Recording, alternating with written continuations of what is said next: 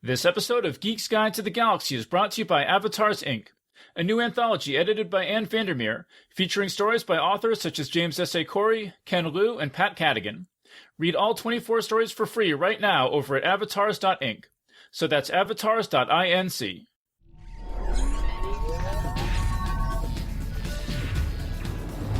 Wired.com presents The Geek's Guide to the Galaxy. And here's your host, David Barr Kirtley. Hello, and welcome to episode 405 of Geek's Guide to the Galaxy. Our guest today is Ross Douthat. He's an op-ed writer for the New York Times, a movie reviewer for National Review, and the author of nonfiction books such as Bad Religion, How We Became a Nation of Heretics, and To Change the Church, Pope Francis and the Future of Catholicism. And we'll be speaking with him today about his new book, The Decadent Society, which explores the way that humanity's sci-fi future fell victim to cultural, political, and technological stagnation. And today's show is brought to you by Avatars, Inc., a new anthology edited by Anne Vandermeer, created by Eric Desotnik, and brought to you by X Prize and All Nippon Airways. The book is set in a sci-fi future in which robotic avatar systems have explored the furthest reaches of the solar system, and now an effort is being made to retrieve the memory cards from those avatars and return them to Earth. Each story in the anthology relates the contents of one of those memory cards, and together the stories paint a vivid picture of a 21st century future full of progress and adventure. Avatars Inc. includes fiction by authors such as James S. A. Corey, Ken Liu, Pat Cadigan, Charles Yu, Jeffrey Ford, Robert Reed, Paul McCauley, and Aliette Bodard. And you can read all 24 stories for free right now over at avatars.inc. And if you want to join the adventure, you can also write your own story set in the Avatars Inc. universe. Avatars Inc. will choose one winning story of 2,500 to 3,500 words to upload to their memory archive, with the winner receiving a trip for two to Expo 2020 in Dubai, as well as a gear package that includes a GoPro Hero 7 camera, Sony noise-canceling headphones, a 32GB Kindle Paperwhite, a Joner Universal Translator, and more. And again, you can learn more over at avatars.inc. So that's avatars.inc. All right, and so now let's get to our interview. All right, so we're here with Ross Douthat. Welcome to the show. Thanks so much for having me. So you said in an interview that Tolkien was your favorite author growing up. So how did you start reading him? Probably my dad read him to me when I was, The Hobbit at age 7 and then Lord of the Rings at age 9 or so. And then I became sort of, a kind of fantasy nerd, I guess, in my teens. It was the golden age of Robert Jordan. So I went Tolkien and then David Eddings, Terry Brooks, Robert Jordan. It was the mid 90s. So that was sort of the fantasy zone in those days. So what made Tolkien your favorite? Probably a combination of the fact that what he was doing was, mostly better than a lot of the imitators.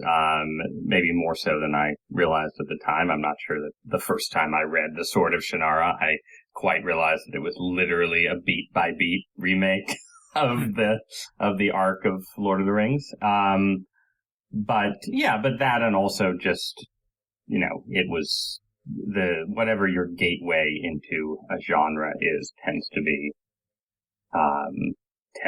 pretty important to you. So I was never sort of the deepest sort of Tolkien nerd. I have not read the entirety of the Silmarillion, which is sort of the actual dividing line between mere Tolkien fans and true Tolkien nerds. And I remember after we going with a bunch of guys who I would have not thought of as fantasy nerds to see one of the Peter Jackson movies. And someone said, "Oh, Ross is a big Tolkien nerd." But then the guy next to me said, "Oh, have you read the Silmarillion?" and I had to admit that I'd only read all of the appendices to Return of the King, and I got kind of bogged down in the Silmarillion, I have to admit. So. Yeah, I've never read the Silmarillion, so I'm not gonna. That's good, and you have a whole fantasy and science fiction podcast, so you've done okay. So did you have any sense of Tolkien at that time as sort of a conservative Christian writer? Did that play any role in your him appealing to you? Only in the sense that I probably intuited that he had a kind of medievalist aesthetic and a certain kind of anti-modernism, and I probably have some of that in my temperament that also explains why I ended up becoming a Catholic. But I wasn't sitting there. Certainly when my dad was reading the Lord of the Rings to me at age 11, I had no sense of sort of the theological resonances of like Galadriel and the Virgin Mary or anything like that. But I like to joke, since I am in, political punditry and conservative political punditry, that, there are sort of the two fantasies that lead people into conservatism are Ayn Rand's novels and Lord of the Rings. And what kind of conservative you are depends on which kind of novel you read, or which kind of novel you love best, I guess. So did you read Ayn Rand? I did. And I think that if you treat Atlas Shrugged and Fountainhead as science fiction novels about an alien species that marginally resembles the human race, then they're actually pretty entertaining. But as sort of manifestos for a political philosophy, I was never really convinced. How about other science fiction writers? I mean, you mentioned the fantasy authors that you were into, but how about, were you reading science fiction books as well? I was. I mean, I was more fantasy than sci-fi, but I read most of Asimov. I read Dune and still love Dune, even though, as with the Silmarillion, I couldn't actually get through all of the sequels. So there too, I will occasionally meet like true Dune fanboys who will say, "Oh, you didn't read Heretics of Dune. Well, you're missing out. When he turns into a sandworm, that's the real peak." So I wasn't sort of all the way in. But Asimov, I think I read all the Foundation novels, including the prequels and, the robot murder mysteries, Caves of Steel, and so on. So I probably read Asimov wrote like 15,000 novels, but I read some substantial percentage of his books, I'd say. Yeah. Well, and reading all the Dune novels has become exponentially more difficult over the last decade or so. Right. Yeah. Now you have, it's the endless Butlerian Jihad prequels and sequels and so on, which I have never even touched. But then I was also, again, within limits, a Star Wars guy. I had a really close friend in middle school who was more of a Trek guy, and I sort of through him experienced Trek fandom, but was never sort of fully immersed in it. And then at a certain point decided that I was more of a Star Wars guy, which I think isn't surprising given my preference for fantasy, because Star Wars is basically a fantasy novel set in space rather than true sci-fi, I think. But, I read the Timothy Zahn books, and I read about as far as the extended universe went before I went to college. And then I figured I needed to be, slightly more presentable for dating actual women. So maybe some of that slipped away. But at that point, I was also, I was reading Game of Thrones before anyone outside the fantasy world knew what Game of Thrones was. And I remember a moment in college finding a couple of fellow nerds who were really into, I think it was Storm of Swords that just came out. And little did we know that, this was 2002, and literally 18 years later, we would only be two books further advanced in the saga. Yeah, I read Game of Thrones in 2001, and so it's been a long, long wait for me. And I saw a thing one time, somebody had graphed, as a curve, they had plotted the release date of each book, versus time, and then predicted when the books would be coming out, in the sort of logarithmic curve. And it predicted that the next book would come out in 2020, and that was, 12 years ago or something. And that time, that just seemed absurd. But now I'm just hoping it comes out in 2020. Is it going to come out in 2020? You must have some sort of insider's knowledge about this. I would bet any amount of money it's not, but okay.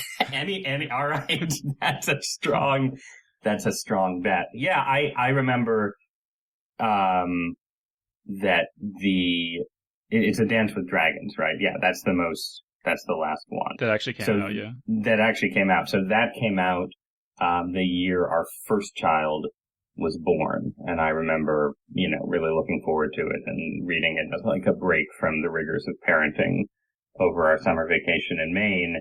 But then getting to the end and being incredibly disappointed because I felt like he had sort of stopped short of 3 separate climaxes. And I was like, well, they'll come in the next book. And here we are, that the baby is now a 9-year-old girl. We're about to have our 4th child. and still nobody knows, what actually happened in the Battle of Winterfell or anything like that. At least in the Martin canon, I guess we know in the Benioff and Weiss offshoot, but I've decided that doesn't count. Yeah, well, I don't want to go too far down this road because this is sort of the black hole that all conversations among nerds inevitably gets sucked into. Into rage, right? Rage at the final season of the TV show. Yes, but so for me, it's a change of pace, though. In my day job, nobody really lets me rant about George R. R. Martin, so Oh, okay. Well, I was going to ask you that. So have you written, I know you've written reviewed Star Wars and things like that, but how much do you get to write about science fiction kind of stuff in your job? I think there's a reasonable limit on what you can do. I write my column for the Times, and then I sort of moonlight as a movie critic for National Review, which means I see a movie every 2 weeks because that's how often the print magazine comes out. And that lets me do things like review, the latest Star Wars movie and so on. And I think that's helpful for the newspaper column because it gives me at least some sense, maybe relative to other 40-year-old political journalists, of what's actually happening in pop culture. But I feel like I can only really write an actual column about, not just sort of fantasy or science fiction per se, but novels or TV, every 4 to 6 months or so. So I wrote a piece about fantasy. I offered my take on fantasy when the final season aired. And then I wrote a piece about Watership Down, which sort of is in the zone between fantasy and children's literature and adult literature. So I can do it occasionally, but I think my editors would raise an eyebrow if every week I was like, the new Robin Hobb novel, let me tell you about that. Have you noticed any change over the years in how receptive editors are to science fiction related stuff? Like, can you do more now than you could when you started? I'd say, that I came of age as a journalist and pundit as nerd and geek culture was sort of taking over pop culture. So I remember the days when it was sort of considered déclassé and something for, guys in their parents' basements, but that was my teenage life, and in my adult life, it's been sort of pretty normal and mainstream. So I'm not sure it's changed that much in the last 10 years. I think once you had the 1-2 punch or the 1-2-3 punch maybe of Harry Potter, Lord of the Rings, and then the rise of Marvel, it became pretty established that it was no weirder to write about sci-fi and fantasy than it would be to write about like a Bruce Willis movie or something. It's just sort of, the weirdness would be writing about pop culture too much when you're a political columnist. But sci-fi and fantasy sort of is pop culture now in a way that was not at all the case when I was 15. Yeah. All right, so let's get into the new book. It's called The Decadent Society. And if I had to sort of summarize the thesis, I would say that it's people started having fewer kids, and that led to an aging population, which led to a less bold, ambitious society. And so we never got things like lunar settlements and things like that. Is that a fair? That's a good capsule summary. I think that I try in the book not to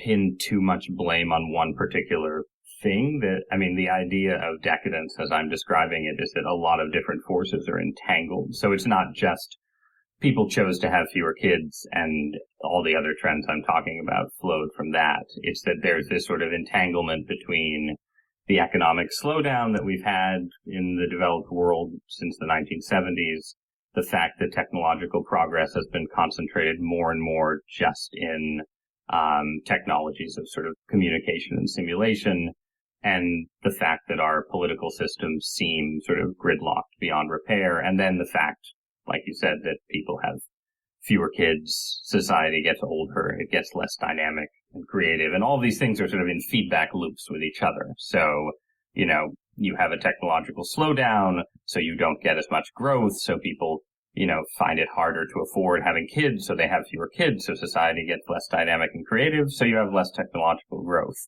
And I don't think you can just pull out one thread and say, this one thing caused it all. But I am a little bit of a demographics obsessive, and I think you probably picked up on that in starting with the fewer kids problem. But you think that there is sort of an alternative scenario where we would have lunar settlements in 2020 if society had been a little bit different?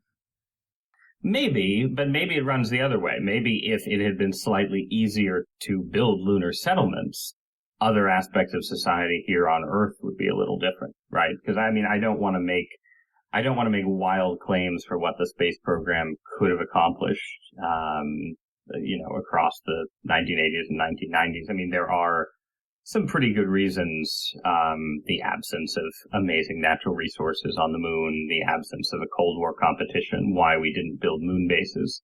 And it might be that because of that, because we didn't get the new frontier we were promised, people became more pessimistic, more disillusioned, less confident in the future, and various political and economic and cultural problems followed here on Earth. I'd like to believe that it was just sort of a failure of will and imagination. I do think there's been a certain failure of will and imagination, but you also have to recognize that, there are some excellent reasons why we aren't in the Star Trek future or even the 2001 A Space Odyssey future yet. You talk about in the book people you call techno utopians, like Kevin Kelly. I'm probably in that camp to some degree, but could you say, what do you think is the main thing that techno utopians are getting wrong right now? To start, I think the techno utopian idea, the ambition, while I, have some moral skepticism about some potential technological breakthroughs and what they'd mean for society, I think the spirit that Kevin and others represent is generally a good thing. I think what they have tended to get wrong over the course of my lifetime, basically, is just an overestimation of how fast technological progress is actually happening, and how close we are to certain breakthroughs and certain frontiers. And it seems to me that, there is sort of very clear technological progress in figuring out how to zap information around the world and how to create convincing simulations of reality. But when you compare sort of expectations around genetic engineering or alternative energy or a whole host of things relative to what people expected in the 60s or even what people expected in the first dot-com boom in the 1990s, I think there's been a lot of disappointment. And that maybe wrongly conditions me to suspect that the same will be true of, some of the strong AI predictions. But one of the first people I ever interviewed as a journalist was, Ray Kurzweil I was a very, very, very junior person for The Atlantic, and we were doing some sort of ideas feature. And so I read most of Kurzweil's predictions from this would have been in the 1990s. And, some things have been borne out, but a lot of sort of the full Kurzweil, we can live forever in my lifetime, upload our consciousness stuff hasn't happened. And I'm skeptical that it's going to happen on any kind of near-term horizon. And I feel like that's been true in a lot of areas, again, outside certain aspects of internet technology. Right. I would say I'm more skeptical than a lot of people kind of in this space of the idea that we're going to upload our consciousness to the cloud anytime soon, or that AI is going to conquer humanity anytime soon. But you sort of talk in the book about how are we approaching a technological ceiling where there really aren't that many amazing new discoveries to be made. And I mean, that may be true, but it just seems like even if there aren't any new discoveries, just the applications that could be done with genetic engineering and AI, with what we know is possible now, it seems like could completely remake society without really positing anything too dramatic in terms of new discoveries. Do you agree with that or disagree with that? I mean, I think I'm not sure about the distinction between discovery and application, I guess. I mean, in the book, I sort of offer two scenarios, right? One is that there's some kind of ceiling, as you say, and we're approaching some kind of limit on what, at least in this moment, we can discover. The other possibility, which I'm totally open to, is that we're in a kind of bottleneck where we're doing a lot of cutting edge research and we just haven't figured out how to apply it. And so it might be that, yeah, in that case, you could argue we're still making discoveries. We just haven't worked all the way to their application. But I think for sort of the man on the street, that might be a distinction without a difference. Like if researchers are gaining a lot more knowledge about the human genome, but haven't figured out how to, treat on a large scale various genetic diseases, then I think a lot of average people would say, well, we haven't made the discovery yet. They wouldn't say we haven't gotten the application yet. But yeah, I'm totally open to the possibility that this period I'm describing as decadent is not, is sort of a lull, a space in between periods of greater innovation and transformation where we'll look back and say, research on CRISPR was sort of in its infancy in 2017 or 2018, but by 2048 it had, radically altered human health, well-being, life expectancy, even intelligence, and so on. I think that's a possibility. But I do think I'm trying to push back in the book against the assumption that this is already happening, right? So I write about politics, and we spend a lot of time in the last year arguing about Andrew Yang, right, and his big proposal to do a universal basic income on the grounds he argued that robots are about to take everybody's jobs, basically, that automation is about to have this incredibly disruptive impact on Western society.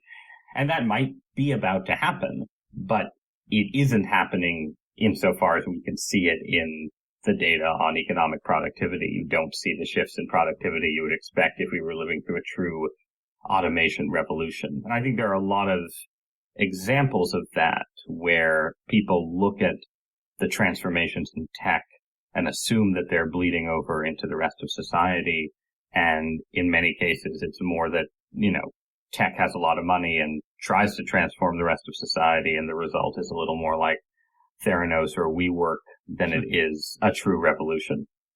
But I mean, if say Andrew Yang is correct about the impact of automation, is there a conservative response in terms of policy that's not universal basic income? I mean, there are presumably some. I mean, there's different views of what it means to be a conservative, right? And I think a lot of people, again, there's sort of that Ayn Rand, J.R.R. Tolkien distinction, but there are definitely a lot of people on the libertarian side of things who would say, what Yang isn't getting is that this disruption will itself create either new opportunities for leisure and human fulfillment, or just, a more automated society will be more efficient and more productive and generate more wealth and create new industries that we haven't even thought of, and people will be employed in them and so on. So that's sort of one answer. But I think the sort of, maybe the Tolkienian, the Tolkienian answer would be that we shouldn't automate, right? Because, Lord of the Rings we should get rid of the automation we already have. Yeah. Right. And Lord of the Rings is just a pretty anti-tech book that, that what Saruman does in his workshop is bad news, and, the Sauron is the great industrial power and so on. But I think there is a conservatism that would be open to something like what Yang is proposing, and that would sort of see some kind of social benefit as a necessary way to transition to the new economy. But then there's also, I think there's a slightly dystopian aspect to the sort of the infatuation with basic income as an idea. If you assume that the world is basically going to be permanently divided into this sort of extremely successful class of haves, and then this large class of essentially expendable workers who are have-nots, then the UBI in certain ways just looks like its own kind of serfdom. It's like, well, we're tossing a little money from, the tower tops that AI and robotics have built. And that way the people down below aren't going to rise up and revolt. And this is not how Yang sold it. I mean, Yang, I think, had a strong pitch for the idea that this enables human flourishing and creativity. But my worry, and this shows up in the Decadent Society too, is that, you could imagine a world that basically continues to make progress just in the realm of sort of simulation and virtual entertainment. And you could imagine some milder version of Yang's future coming to pass, and then society basically, doing some version of the WALL-E spaceship where people, the sort of expendable people, are given a little money, given really awesome video games, and sort of left to their own devices. I mean, a lot of the arguments you make in the book about our society having fallen into decadence, I'm really sympathetic to, especially in terms of government dysfunction and those sorts of things. But the bone I really have to pick is when you say that the Marvel Cinematic Universe is an indicator of cultural decadence. Yes, tell me why I'm wrong. Well, and I'm not even that big of a superhero fan, and I've personally kind of gotten bored with the Marvel movies, and I haven't watched one in a while. But it just seems like it's a, there wasn't even any, the first Marvel movie was Iron Man in 2008. I feel like before that, most people never even heard of Iron Man. And it just seems to me like it's this amazing creative accomplishment to have so many movies that have been critically well received and commercially successful and all fit together. And just looking at other, they tried to do something similar with the DC universe. They tried to do something similar with Universal monster movies, and have shown that it's not an easy thing to do what Marvel's done.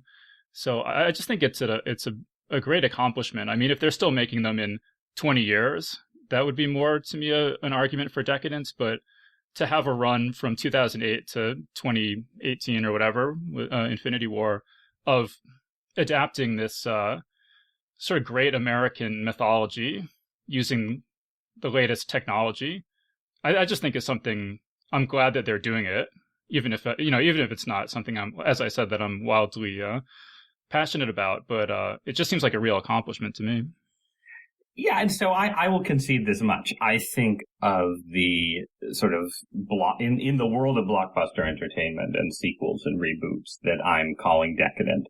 The Marvel movies set the highest standard for how that can be done well. And I think anyone who reads the book will find that I have much more of a bone to pick, a lot more, anti-decadence anger, if you will, with where J.J. Abrams and Disney ended up taking the Star Wars movies than I do with what the Marvel Extended Universe was able to create. That being said, I think that what sort of the Marvel takeover has done is, one, act as a kind of vacuum force for incredibly talented directors and actors, and obviously all the people who make special effects and everything else, into a set of stories that are a great mythology in certain ways, but also have a kind of fundamental superficiality that the movies struggle to escape. Like my feeling about the Marvel movies is similar to my feeling of where a lot of sort of young, what gets called young adult literature, and especially young adult fantasy, ends up in its sort of imitation of the Harry Potter novels, which is that it's perpetually sort of operating at the level of a sort of 14-year-old who's on the cusp of adolescence, isn't a child anymore, is sort of, coming into their adult powers. And that's an incredibly powerful moment, and it's why superhero origin stories are so cool. And it's why the moment when Harry Potter gets invited to Hogwarts is so resonant with readers. But, there have now been literally like dozens of Marvel movies, and they really struggle to advance past that point. There's, you don't go to Marvel movies for romance and adult sexuality. With a few arguable exceptions, you don't really go to them for sort of political dramas. And I just think very quickly, even at that high level of quality, over the course of so many movies that have become so dominant in the Hollywood ecosystem, they've become, kind of, entertaining but repetitive and superficial, in a way that the biggest adult Hollywood movies of 20 or 30 years ago weren't necessarily. But again, I want to concede to all Marvel fans listening that they are better than Star Wars Rise of Skywalker by a long shot. Well, so right, because it seems like you were advancing two arguments that were getting, to me, a little bit entangled. And one is that it's a lack of imagination to use these characters who were created decades ago. And then the other is that the execution is just not that good.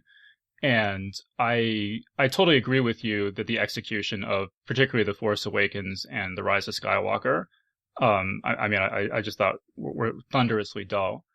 But it seems to me that if they could make Star Wars movies that were better, and then like what would be the relevance of how many decades ago the characters were created, and what difference is there between telling a Captain America story or a Luke Skywalker story versus a King Arthur story or a Robin Hood story that people have been retelling for hundreds of years, in a way that I don't think indicates decadence particularly? Yeah, I think that's a really good question. And my attempted answer is that there is, for something to not be decadent, you need a certain level of reinvention from one telling of the story to another, right? And at the highest level, you get a reinvention that produces like greatness, right? Like Shakespeare's plays are, for the most part, reworkings of either history stories that were well known to people in his audience or other people's plays. There was an original Hamlet, supposedly, that Shakespeare reworked. But the reworking was transformational and created some of the greatest works of art in the Western world. And I don't expect quite that from my science fiction movies in the early 21st century. But I mean, just think about like the original Star Wars, right? The original Star Wars had this clear relationship to all kinds of forms from classic Hollywood, whether it was, Kurosawa or Flash Gordon, or even Leni Riefenstahl and her Nazi propaganda films, which are sort of evoked in the very end of the original Star Wars. So it was not some work of utter and total originality. It was a pastiche, but it was a pastiche that did something incredibly novel for 1970s audiences and put all of these things together in a new and interesting way. And I think what Lucas tried to do in the prequels was a sort of a deepening of that, right? I mean, the prequels are, in my view, total failures, but in certain ways, you can admire the ambitions even as you roll your eyes at the execution. Lucas then wanted to sort of take his gee whiz swashbuckling original Star Wars and then sort of deepen it into a kind of Shakespearean tragedy about the fall of a republic that would evoke stories of, ancient Rome, and failed.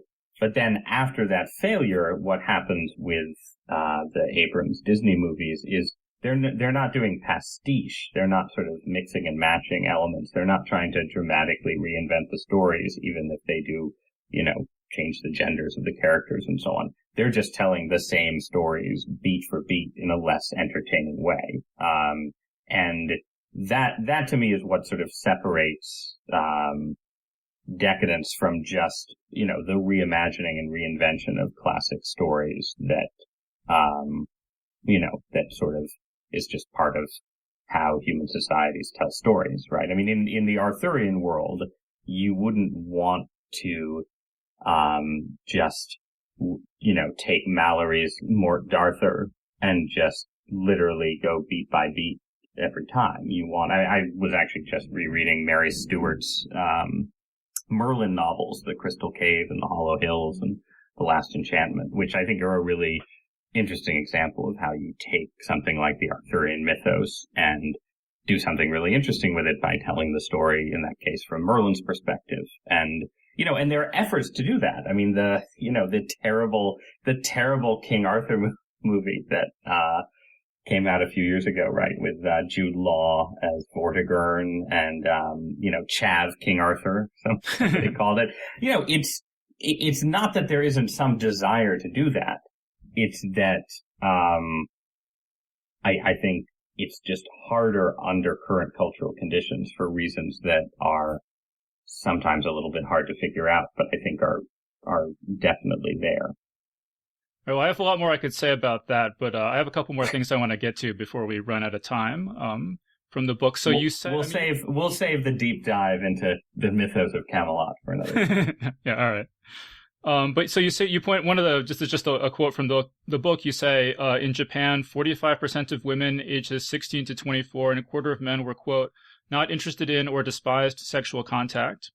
And you make the point a couple times that Japan seems to be the future in a way, that's where all societies are kind of heading toward. And I was just wondering if you think that is, like, from a science fiction standpoint, is that the future?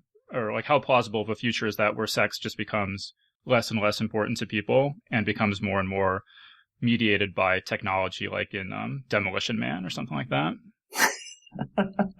The most prophetic movie of the late 20th century. I mean, yeah, I think that's certainly the trend right now. And I think it's become enough of the trend in the US and Western Europe that,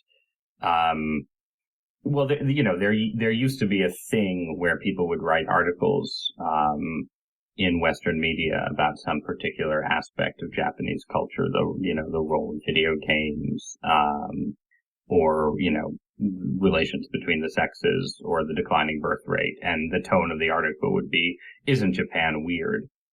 And I definitely think we've reached a point. I mean, that was always sort of, orientalist and condescending in certain ways. But I think we can reach a point where we can definitely say it's not weird. It's part of a clear trajectory that, something about the current phase of Western culture is taking us towards. And so, the last 15 years in the US have seen a decline in actual sexual intercourse, right? And you've got similar data for Germany and Finland and various countries in Western Europe. And I mean, basically the pattern seems to be that we had a period of sort of major destabilization in sexual relations in the 60s and 70s, where you had divorce rates skyrocket and you had, rising rates of premarital sex, out of wedlock births, teenage births, all of these things that cultural conservatives then became very concerned about. But over the last 20 years, I think with sort of an assist from the internet, we've had a kind of stabilization in some of those trends. The divorce rate has dropped. The out-of-wedlock birth rate has stabilized. The abortion rate has gone down. And what we have instead is a kind of retreat from intimacy period with lower marriage rates, people having less sex, people having fewer kids. And I don't think that's all a consequence of the internet, but I think there's definitely something happening where virtual life is more navigable than non-virtual life for a lot of people, but also makes it harder then for people to shift it back into real life. And I think for men especially that, the age of immersive pornography has changed something in how men seek out sex and romance in the real world, and has had, at least at the margins, a kind of deadening erectile dysfunction-ish impact. I mean, you mentioned a couple times the prospect of sort of like vat-grown babies or something like that. Do you think that we might be headed for a future in which babies are just grown in vats and raised by robots, and people don't really have sex with each other, and that just becomes the new normal for society? I mean, that's the Brave New World endgame, right? And that's right. Huxley's novel starts with they're visiting the decanting facility where babies are grown and decanted out of vats. And I guess, well, one, what we were talking about earlier, my skepticism about sort of the pace of technological progress makes me think that the vat is at least a little ways from being invented. And I think that there's enough, I think that the desire for, sort of natural seeming, organic seeming, holistic seeming human experiences would mean that even in a world where we had that kind of breakthrough, there would still be a big part of the culture that wanted to go on having babies the old fashioned way. It's not as if, the trends I'm talking about are not comprehensive. Just because you have low fertility rates doesn't mean that no babies are being born, and people still, what's striking about the low fertility trend is that people, men and women both, still say they want to have enough kids to have, basically, which would lead to an above replacement fertility rate, but something is happening in how they meet and marry and pair off or something's happening in the economic structure that's preventing that from happening. So I don't want to say that we're headed all the way to the dystopia, or the utopia, I guess, if you prefer, for some people. But I think that the trend of the last 20 years is in a kind of Huxleyan direction where, in Brave New World, he basically imagines that, people get their sexual experiences from what he calls the feelies, which are basically virtual reality pornography. And he imagines that people take soma to smooth out the sort of anomie and unhappiness of their lives. And that has its equivalent in a variety of legal and illegal medications that we've developed to manage our experience of modernity. So I think I'm doubtful that we'll get to the ultimate destination. And I think that, the closer you get, the more cultural resistance there would be. But I think that's the trend of the last generation. Yes. Right. I mean, it's interesting that you describe that as either a dystopia or a utopia. I mean, sort of one of my feelings is that one of the reasons to read science fiction is to be able to look at different societies with a less sort of biased view or sort of, parochial view.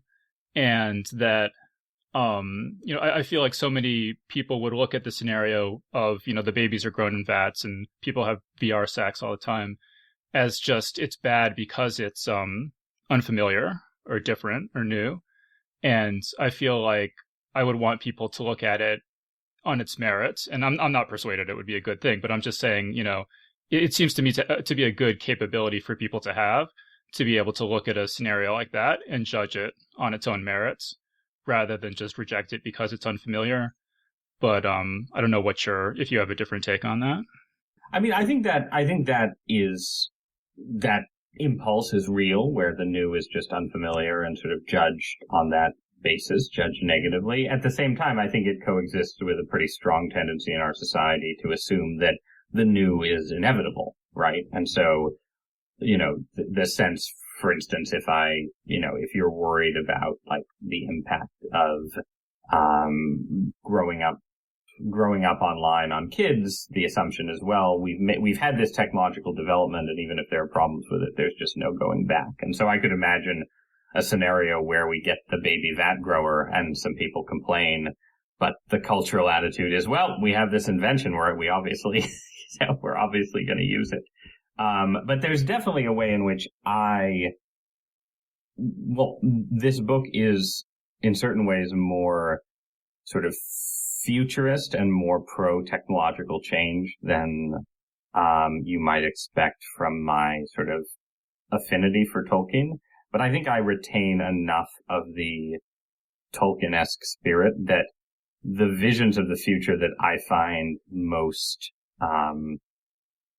exciting and interesting are visions of the future in which we are able to do new and remarkable things that we can't do right now, like, explore the further reaches of space, but also retain some version of the human nature that's been ours since we, exited apedom, for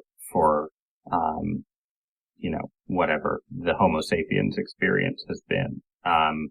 So given a choice, I would much rather have human beings as we know them, terraforming Mars, than human beings here on Earth sort of transitioning, Yuval Harari style into a post-Homo sapiens species. Have you ever thought about writing any science fiction yourself? I have certainly thought about it, yes. And I can't promise that I don't have I think I would be more likely to write fantasy. And I can't promise you that I don't have a secret fantasy novel in a drawer or a folder on my computer right now. But, a colleague of mine has joked that every political journalist is either a failed politician or a failed novelist. And for now, I'm firmly in the failed novelist camp. Because, some of these scenarios that you sketch out in the book are basically science fiction scenarios, and I think very original, interesting ones. So, you talk about there's one sort of future you sketch out where immigrant communities start seceding and forming their own microstates, and then America gets ruled by a merger of Silicon Valley and the military. Yep, no, that's a science fiction novel right there. You're right.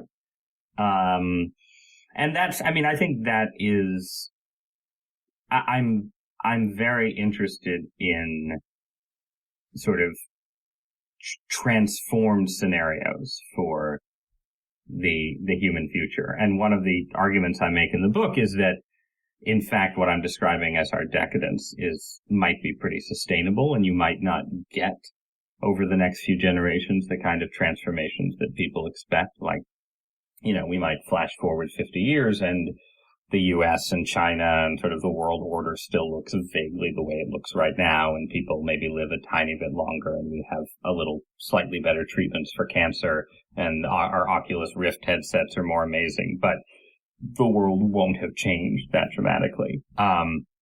But yeah, I'm also really interested in what are the disjunctive forces, technological, political, religious, that could bring decadence to an end and usher in either something more frightening, like a landscape ravaged by the coronavirus, hypothetically,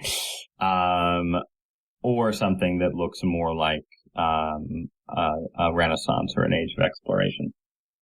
Yeah, and then the other one I want to mention is you sort of sketch out the scenario where Europe and Africa merge into one society with a technological and religious character similar to the Marvel Black Panther movie. Could you just say quickly, where that? To be clear, I'm pretty skeptical that you will actually get a kind of Wakandan style elite ruling over some Euro-African future.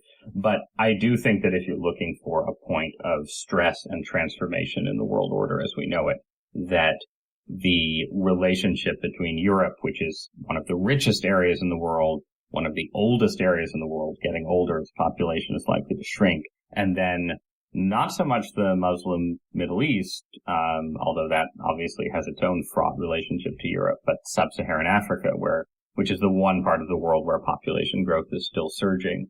And, by 2080, you might have 500 million Europeans and 3.5 billion Africans, whereas 100 years ago, Europe had more people than Africa. And that just seems like a really unstable equilibrium. And it makes me think that some version of, I'm not the first person to use this term, but some version of Eurafrica is coming. And we should want that encounter to be, sort of an opportunity for cultural fusion and transformation and creativity. It is admittedly just as likely that it will be a collision, maybe exacerbated by climate change, that leads to political collapse, or the formation of sort of new microstates in the world Mediterranean Sea, for instance. But it seems like you see that as kind of the most plausible way for Christianity to have a real resurgence in terms of the number of adherents. Is that right? I think right now the two most interesting places, if you're looking at the future of Christianity, are Africa and China. And they're obviously entangled in certain ways, given China's deep investment in East Africa, especially.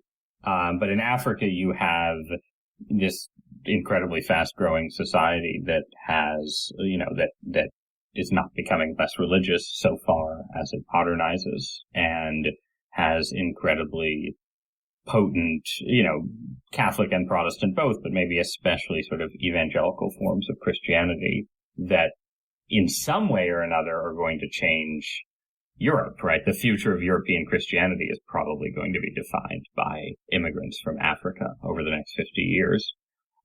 So that's the African piece of the story. And then in China, it's a little harder to tell because, of course, religion generally is restricted and in certain ways persecuted in China. So it's hard to get clear numbers on the number of Christians and so on. But there's clearly a general religious resurgence in China relative to 40 or 50 years ago. And there are ways in which Christians in China look a bit like Christians did under the Roman Empire, where they're sort of intermittently persecuted, but they are sort of concentrated in the urban middle classes and may end up having, at some point a lot more political influence in the way that Christians in the Roman Empire ended up having than we would expect from the Politburo's persecution of them right now. I mean, you mentioned, it's pretty common in science fiction to assume that religion is just going to kind of atrophy into non-existence. I mean, that's basically what happens in Star Trek. And I was just curious. Not in Dune, though, man. That's why you've got the Orange Catholic Bible and the Zen Sunni wanderers and so on. I mean, I do think I agree that there's sort of a style of sci-fi, where there's an assumption of atrophy. And there's a bit of that in Asimov, where sort of religion crops up, like when he tells the story of, the galactic empires fall and the foundations rise. It's sort of assumed that, there's sort of this transition where you have to have a religion that the elites don't believe in, but it sort of is useful for managing the masses. But then there's also, I think, a certain kind of science fiction from Dune to Battlestar Galactica on TV that takes religion more seriously and assumes that some sort of transformed forms of religiosity would endure even if we were sort of a spacefaring species, or maybe even a sort of genetically transformed species. And that, I think, I'm a religious person myself, so obviously I find that kind of science fiction more convincing, but I also think, it wouldn't have to be, I'm interested in the future of Christianity because I'm a Christian, but one of the interesting things about the current moment in the U.S. is watching sort of non-Christian and quasi-Christian forms of spirituality sort of float around, and, the revival of interest in astrology and witchcraft. And then also, there are certain ways in which, I think some of the sort of singularitarian impulses in Silicon Valley have elements of religion to them. And, I think there's a good science fiction novel to be written about it would be a Christian sci-fi, but about a tech billionaire who's convinced that he's made contact with the aliens, whichever aliens are, sending the flying things around for our fighter pilots to look at. And then it turns out that the aliens are either actually fairies or actually demons. So it would collapse science fiction into fantasy, which is, a very sort of Tolkienian thing to do, maybe. Yeah, or C.S. Lewis. Right, yeah, it's that's sort of a ripoff of That Hideous Strength. You're right. So, yeah, I'm decadent too, man. Even my own science fiction ideas are decadent. What I was kind of wondering though is, did you ever find the sort of anti-religious or overtly liberal aspects of something like Star Trek alienating, just as a fan? I feel like I watched The Next Generation in a phase where I was young enough not to be annoyed by it, I guess. Probably, if I went back and watched some of the preachier episodes in the Roddenberry and to Picard part of the canon, I might be annoyed by them. But, I admire certain things, obviously, about the Roddenberry worldview, the sort of, optimism to the stars spirit, and that sort of makes me willing to forgive some of the more, to my mind, absurd elements of like the Federation as this, sort of secular utopia where everyone's in the same jumpsuits and so on. But then also Deep Space Nine, I guess, which came on when I was a teenager, had a little more religion and still tended to reduce it to sort of kind of science fiction explanations. But took religion, took sort of the persistence of religion a little bit more seriously than the next generation did, I'd say. I mean, you mentioned that, I forget the exact quote, you said something to the effect of most journalists or political journalists are failed politicians or novelists. Yep. One or the other. Yeah. Do you know a lot of science fiction people like in the world of political journalism or politics? I mean, I'm sort of thinking, like, I know, Paul Krugman has said that he got into economics after reading Asimov's Foundation series. I've heard that Ted Cruz is a big Star Trek fan. I don't know if there's anyone else you know of that I might be missing. I mean, I think there is, as you might expect, the libertarian world, the people who write for places like Reason Magazine tend to be pretty into sci-fi. A friend of mine, Peter Suderman, who writes about movies a fair amount in addition to writing about public policy for Reason, is a good example of that. And then there are other people who sort of are sort of on the borderlines between these different worlds. I'm friends with a guy named Alan Jacobs, who's an English professor at Baylor, who writes a lot about sort of, religion and American culture. And his most recent book was about a bunch of sort of Christian intellectuals in World War II. But he has a strong interest in sort of fantasy fiction as it relates to modernity and like the role of sort of the appeal of fantasy in a disenchanted age. He's not quite a political journalist, but he would be an example of somebody worth reading who straddles my world and yours, I guess. Yeah, no, I'll definitely look into him. Yeah. I guess probably the last thing I'll have time to bring up here is that you sort of end the book by saying that the cure for decadence really has to be exploring outside Earth, going into outer space. And I was just curious if you have any ideas about a roadmap for how we make that happen. No, I in no way have a roadmap. And, Peter Thiel, the very famous scourge of decadence, wrote a generally favorable review of my book where he ended by saying, that you're never going to defeat decadence with sort of generalized yearning. And so when Douthat ends his book by pining for a warp drive, he's actually, you're sort of reinforcing decadence because a warp drive is so technically beyond us at the moment that in fact you need definite objectives. So I don't have definite objectives except to say that I am a fan of the sort of definite objective approach that someone, for all his weirdness like Elon Musk is taking. I think, the goal of something like commercial space flight is, I think, a reasonable near-term goal to sort of put a form of extra Earth exploration on a plausible financial footing, even if it's just sort of, subsidized by rich people who want to go into space. But I mean, I do think that there are ways in which, it is not surprising that, I'll bring together the religious and the science fiction, right? So the religious narrative of the Western world, the Judeo-Christian narrative starts with the book of Genesis and with God saying, fill the earth and subdue it. And what's interesting about our era is that for the first time that we know of in human history, we've actually done that.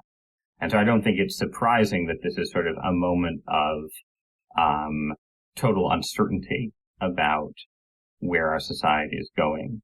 And my assumption is that, some kind of decadence becomes inevitable if you reach the end of your exploration of the physical world and don't find somewhere new to go.